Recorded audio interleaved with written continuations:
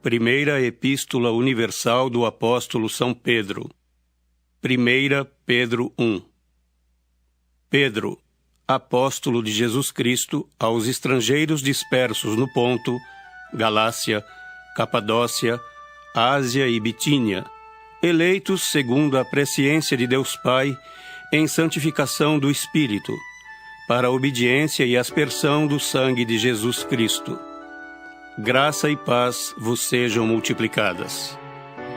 Bendito seja o Deus e Pai de nosso Senhor Jesus Cristo, que, segundo a sua grande misericórdia, nos gerou de novo para uma viva esperança, pela ressurreição de Jesus Cristo dentre os mortos, para uma herança incorruptível, incontaminável e que se não pode murchar, guardada nos céus para vós, que, mediante a fé, estáis guardados na virtude de Deus, para a salvação já prestes para se revelar no último tempo, em que vós grandemente vos alegrais, ainda que agora importa, sendo necessário, que estejais por um pouco contristados com várias tentações, para que a prova da vossa fé, muito mais preciosa do que o ouro que perece e é provado pelo fogo, se ache em louvor e honra e glória na revelação de Jesus Cristo, ao qual, não o havendo visto, amais,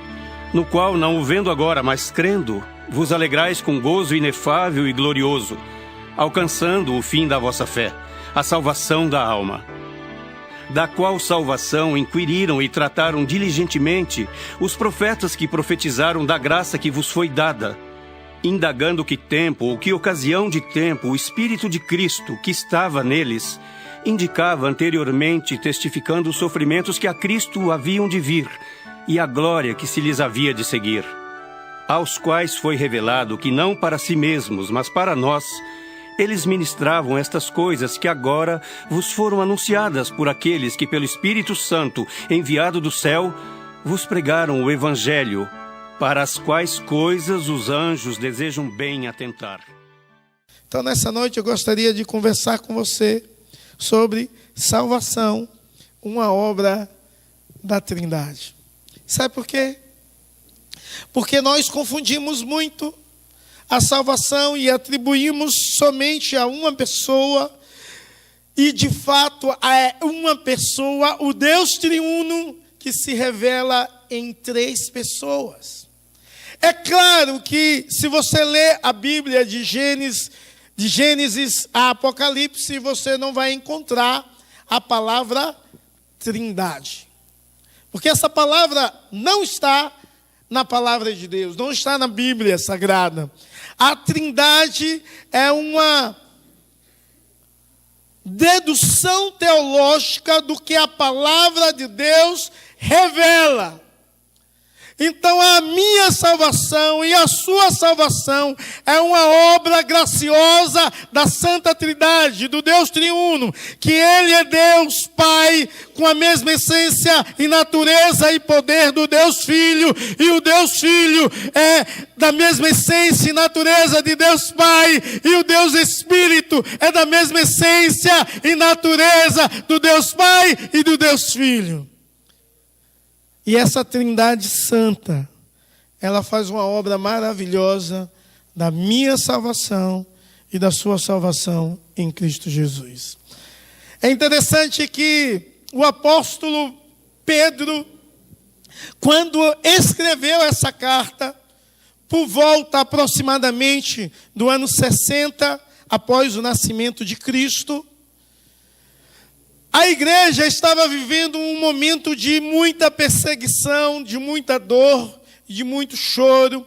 Havia várias mortes e prisões de muita gente que serviam a Cristo. Você tem uma ideia? Alguns desses que eram presos eram lançados no Coliseu, simplesmente para alegrar uma multidão, e soltavam feras para que pudessem comer eles vivos. coisa terrível.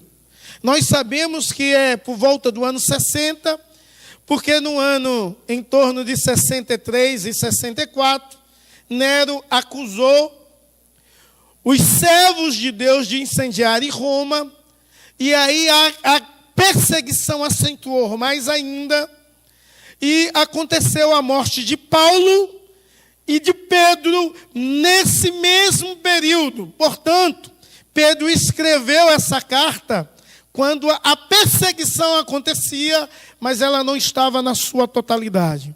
Muitas pessoas tinham perdido irmãos, amigos, pais, mães, vizinhos, por amor de Cristo. Mas o evangelho crescia cada vez mais, e o evangelho difundia cada vez mais, e é interessante que o apóstolo Pedro começa citando sobre certeza de salvação e sobre a obra da Trindade na vida do ser humano. O seu livro fala basicamente sobre isso. O reverendo Augusto Nicodemos, na divisão do seu comentário, diz o seguinte, que esse livro trata da certeza de salvação, trata da alegria em meio ao sofrimento e trata de como enfrentar as perseguições da vida. E esse livro trata também de questões práticas para a vida. Um livro como esse é um livro fabuloso, porque tudo que tem coisas necessárias para mim e para você, tudo que tem nesse livro de 1 Pedro, pode me direcionar a viver de uma forma gloriosa para a glória de Deus Pai, Filho e Espírito Santo. Se você não leu, eu quero te recomendar a ler 1 Pedro. É um livro extremamente teológico e complexo. Então, a salvação é a obra do Espírito Santo. E quando você vê nos primeiros 2 versos desse texto que nós não lemos, você vê que nós fomos escolhidos pelo Pai, verso 2, somos comprados pelo Filho através do seu sangue e separados pelo Espírito. Só no verso 2 há essa expressão da Trindade atuando na minha e na sua salvação para a glória de Deus. Ou, de uma forma mais lógica que você vai encontrar no 2, é que Deus Pai os conhece de antemão, eleição. O Deus Espírito os santifica. Jesus os purifica do pecado por meio da aspersão do sangue.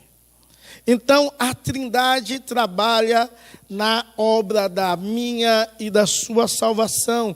E isso nos traz consolo para a vida. O fato de entendermos que Deus trabalha em minha vida e na sua vida para a minha salvação e a sua salvação, isso traz consolo para mim, isso deve trazer consolo para você. E a partir do verso 3, eu quero te chamar a sua atenção, a prestar atenção na palavra de Deus e observar que é consolo a nossa salvação. A salvação através da Trindade traz consolo para as nossas vidas quando nós sabemos que o Deus Pai nos amou. Bendito o Deus Pai de nosso Senhor Jesus Cristo, que segundo a sua misericórdia nos regenerou a uma viva esperança mediante a ressurreição de Jesus Cristo. A misericórdia aqui é uma relação do amor de Deus. O que nos conforta e o que nos consola em sabermos que Deus nos ama. E o seu amor é imutável, o seu amor é gigantesco, o seu amor é suficiente para te salvar, para te abençoar, para suprir todas as suas necessidades. O Deus, bendito Deus Pai, nosso Senhor Jesus Cristo, segundo a sua misericórdia, segundo o seu amor. Você tem de ter esse consolo. Tem muitas pessoas que ficam pensando que ninguém ama, mas você tem uma certeza. E a maior de todas, Deus te ama. E a palavra de Deus diz que Deus prova o seu amor para conosco pelo fato de sermos pecadores e Ele ter morrido por nós na cruz. Mas o que nos consola a respeito da obra da salvação da Trindade em nossa vida é que quem regenera é Deus. É claro que quando você lê João 3, você vê um diálogo de Jesus Cristo com Nicodemos, e Jesus Cristo falando que a regeneração ali é uma obra do Espírito Santo. Porém, quando você lê o verso 3 desse texto que eu li, você vê que a regeneração, o novo nascimento, é uma obra de Deus. Eles são um. Então, o que nos consola é saber que somos regenerados em Cristo. Em Cristo somos nova criatura. O diabo pode tentar te acusar, mas você é lavado, remido, é novo pelo sangue de Cristo. O que consola as nossas vidas é o fato de termos uma viva esperança.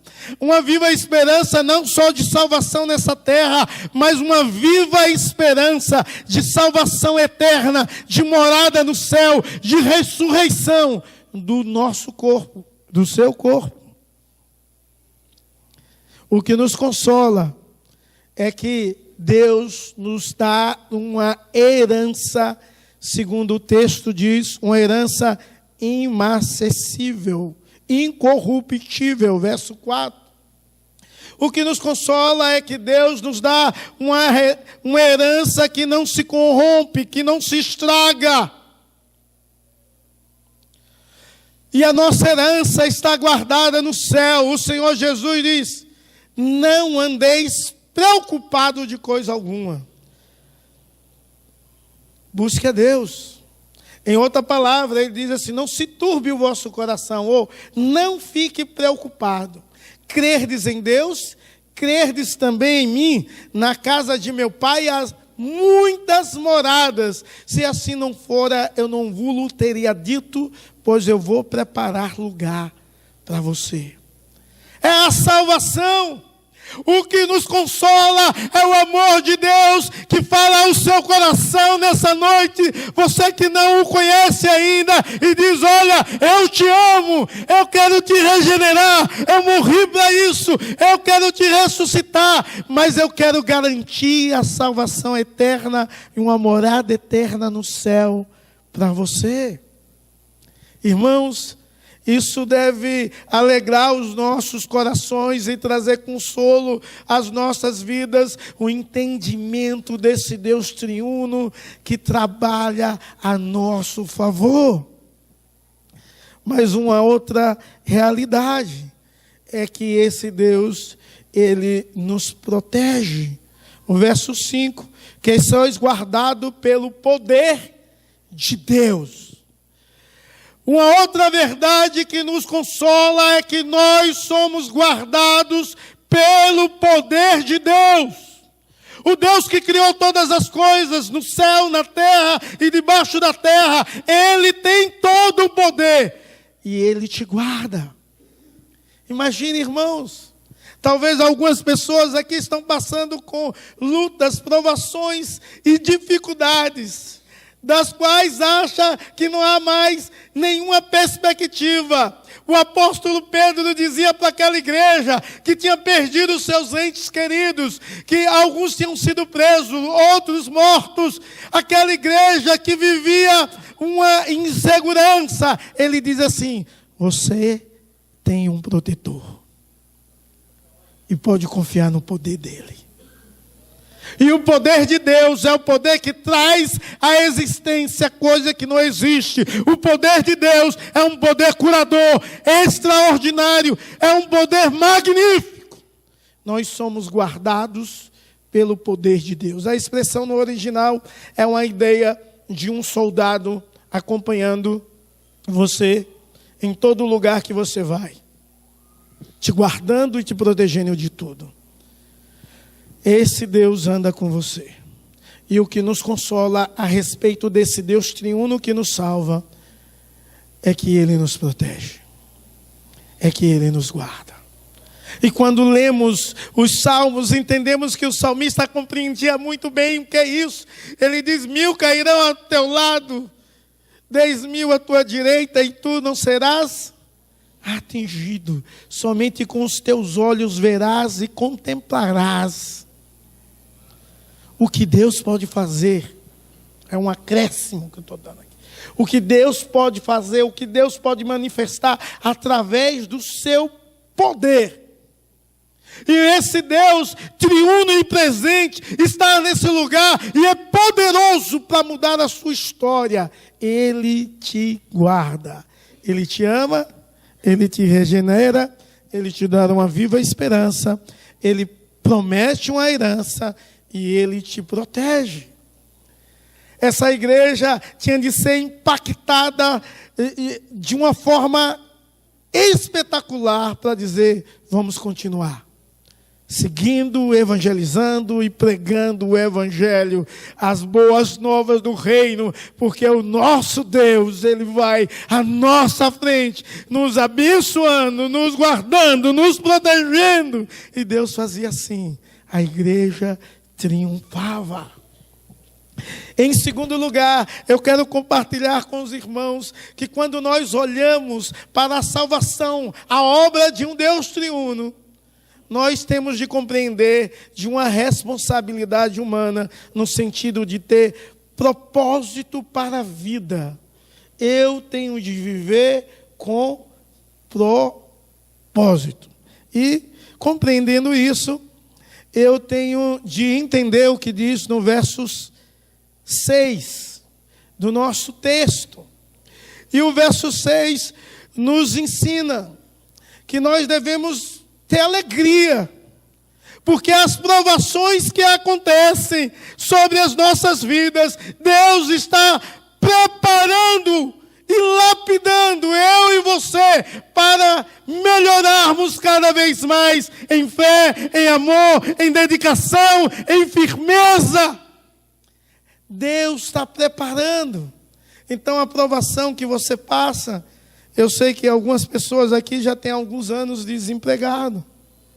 As provações que você passa, alguns talvez com problema no casamento, e outros com problemas financeiros, e outros com problemas diversos. As provações que você passa, Deus está lapidando você, Deus está preparando você. Apesar de ser várias provações de todos os tipos, de toda a natureza, e provação é algo dolorido, é algo que causa muita dor, muito choro. Eu quero te dizer que Deus está te preparando. E em meio a tudo isso, a igreja do Senhor Jesus Cristo deve se portar da maneira que Deus deseja a aprovação. Porque há um fator complicador na aprovação. A aprovação faz com que sejam revelados alguns sentimentos dos quais em nossas vidas não deveria acontecer. E o diabo se apropria disso, trazendo ódio, raiva, rancor, mágoa, murmuração. E isso é uma coisa contraditória aos princípios de Deus, que deseja que você passe pela aprovação, que são várias, segundo o versículo 6, glorificando a Deus, exaltando a Deus, bendizendo a Deus, louvando a Deus, tendo toda a alegria diante desse Deus e Pai que nos ama e nos abençoa com toda sorte de bênçãos espirituais. O verso 7 diz: para que, uma vez confirmado o valor da vossa fé, uma vez você continuar firme na fé, nos propósitos e na vontade de Deus, se torne, através da aprovação, um crente mais maduro na fé. Alguém firmado na fé. Alguém que pode dizer: eu sei em quem tenho crido. E é fiel para guardar o meu tesouro até aquele dia. Alguém que em meia aprovação, em meia luta, não olha só para a luta, mas olha ao futuro. a bênção de Deus, o poder de Deus agindo, transformando, salvando, curando, fazendo coisas extraordinárias.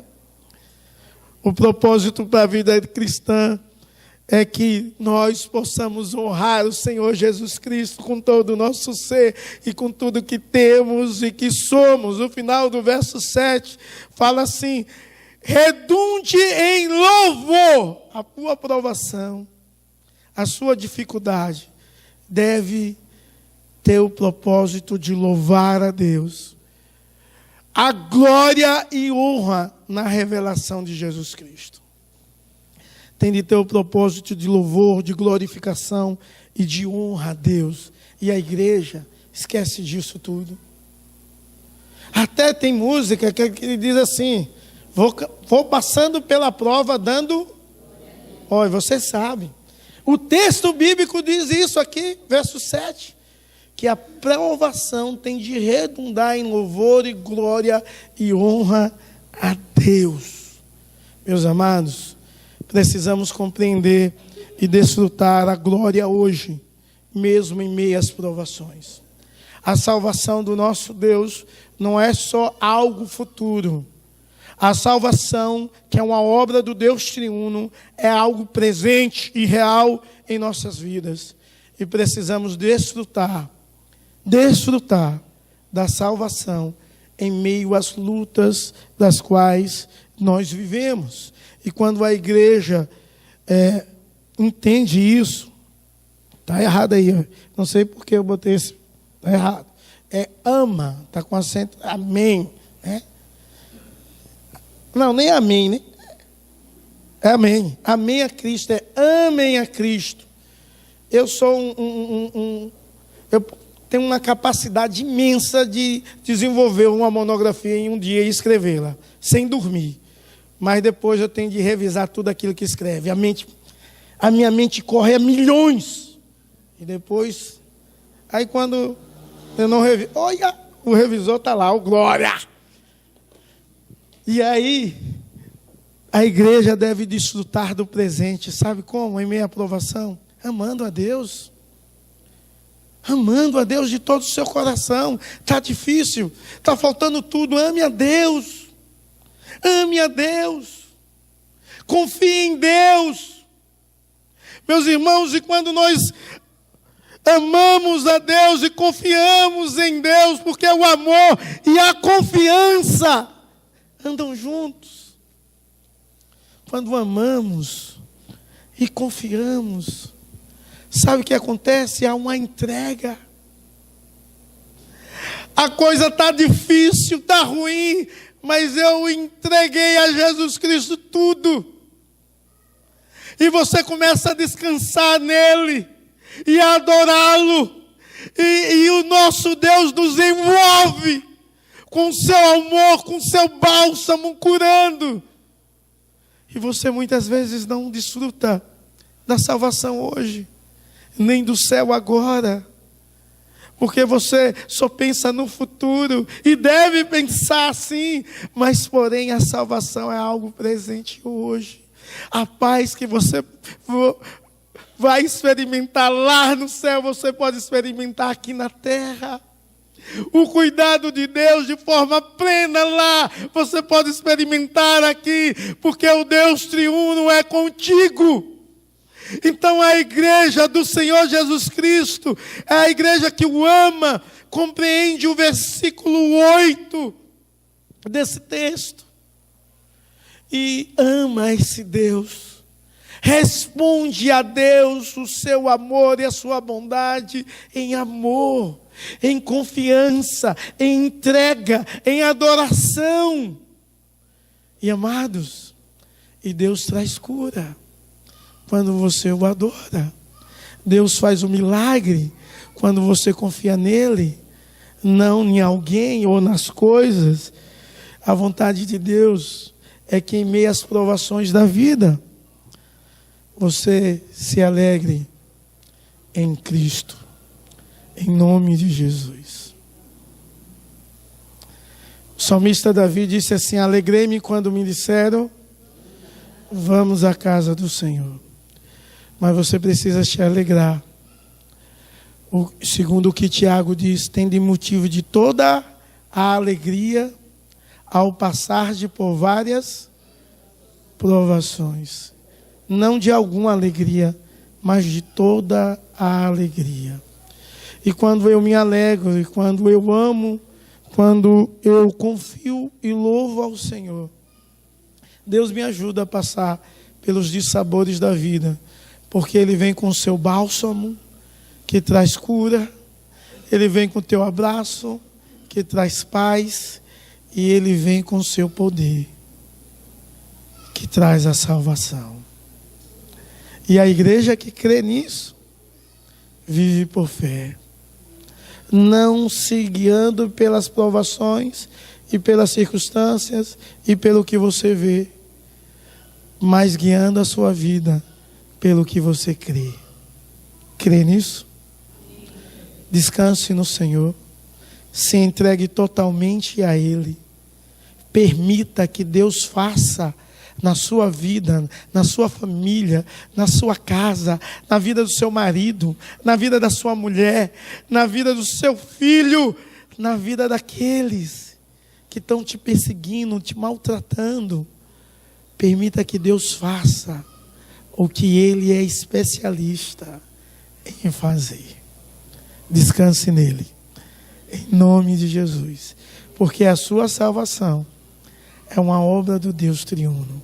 E você pode experimentar a salvação hoje de toda e qualquer circunstância da sua vida, porque Ele está aqui e Ele te ama.